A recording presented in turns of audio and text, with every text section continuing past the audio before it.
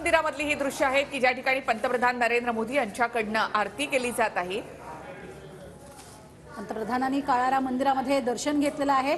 वंश परंपरागत जे पुजारी आहेत ते पुजारी इथे उपस्थित आहेत आणि त्यांच्या हस्ते रामाची ही दृश्य आपण प्रज्ञा पाहणार आहोत की पंतप्रधान नरेंद्र मोदी आता सध्या काळाराम मंदिरामध्ये आहेत आणि त्यांच्या हस्ते या ठिकाणी पूजा देखील झालेली आहे।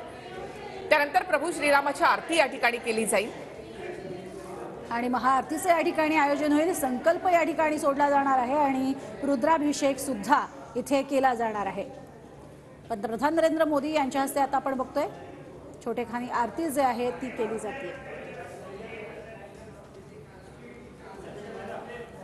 तर काळाराम मंदिरामधली ही दृश्य आणि पंतप्रधान नरेंद्र मोदी यांनी या ठिकाणी दर्शन घेतलेलं आहे।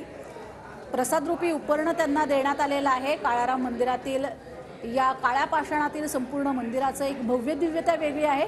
पंतप्रधान ज्यावेळेला काळाराम मंदिरामध्ये दाखल झाले तेव्हाची ही दृश्य आपण बघतोय। नक्कीच आणि प्रज्ञा काळाराम मंदिरामध्ये त्यानंतर लक्ष्मण सीता यांची किंवा आणखी जी छोटी मंदिरं आहेत ती देखील या ठिकाणी पाहायला मिळतात। तसंच या संपूर्ण मंदिरामध्ये प्रदक्षिणा देखील घातली जाते।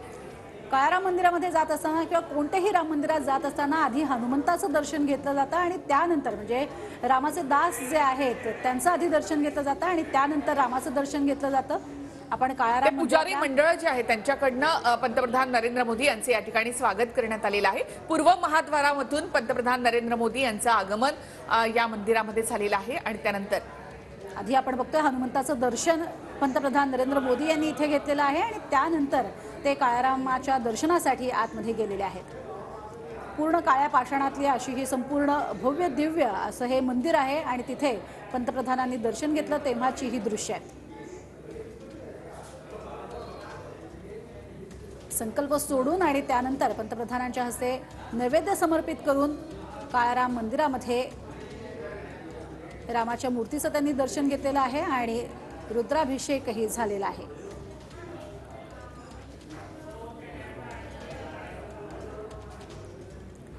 तर वंश परंपरागत असे पुजारी आहेत या ठिकाणी आणि या पुजाऱ्यांच्या वतीनं एक प्रसाद रूपी असं उपकरणही पंतप्रधानांना देण्यात आलेलं आहे।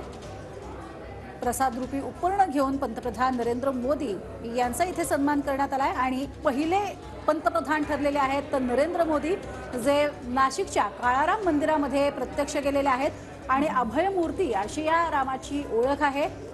दरवेळेला राम मंदिरामध्ये आपण जी रामाची मूर्ती पाहतो ती हातामध्ये धनुष्यबाण घेतलेली पाहिलेली आहे। कायम युद्धात सज्ज असे राम आपण पाहिलेले आहेत। मात्र ही अभय मूर्ती पुन्हा एकदा आपण जाऊयात आमचे प्रतिनिधी चंदन पूजाधिकारी यांच्याकडे। चंदन, आता नुकतीच आपण दृश्य पाहिली की पंतप्रधान नरेंद्र मोदी यांच्या हस्ते इथे पूजा देखील झालेली आहे। काळारामाचं दर्शन मोदींनी घेतलंय।